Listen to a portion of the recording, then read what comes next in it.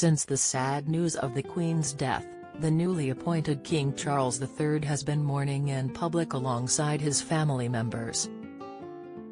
In his latest column today, Piers Morgan backed the royal as he slammed doubters who may believe he can't fulfill the duties his mother had. The 57-year-old began by praising King Charles III for the way he has handled his mother's death in public. He and the Queen consort have been in full attention of the public as they travel across the UK to honour the Queen. Praising the 73-year-old, he wrote, "The truth is that none of us can even begin to imagine what King Charles III has been going through since the Queen died last Thursday, either on a personal or professional level. The only person who could really understand it would have been Her Majesty herself, who acceded to the throne when she was just 26 after her father King George VI died, at the exact moment television first emerged, beaming her coronation to all corners of the globe, and making her the most famous person on the planet for the rest of her life." Piers Morgan delivers dig to Meghan Markle as kids gain royal titles. The presenter added that the swift change from monarch-in-waiting to king had been handled by Charles magnificently. Piers went on to say that he believes the royals' reaction to the news has proved he is more than capable of following in his mother's footsteps and proving doubters wrong. Such skeptics, he added, including his ex-wife Princess Diana. During her infamous Panorama interview, she said she thought Charles could struggle as king.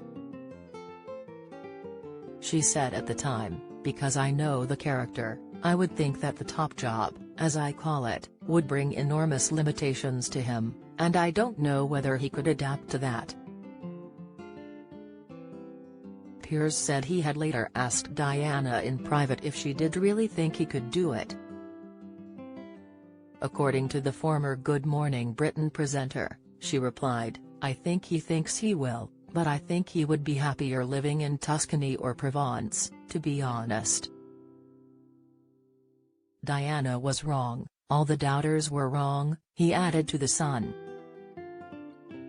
James Martin supported by fans as he shares heartbreaking post, reaction. Penny Lancaster in crowd as cop as Queen's coffin arrives in London, pictured Succession writer Jesse Armstrong in savage swipe at King Charles III, revealed, "This is a man wrestling with the weight of history, and winning."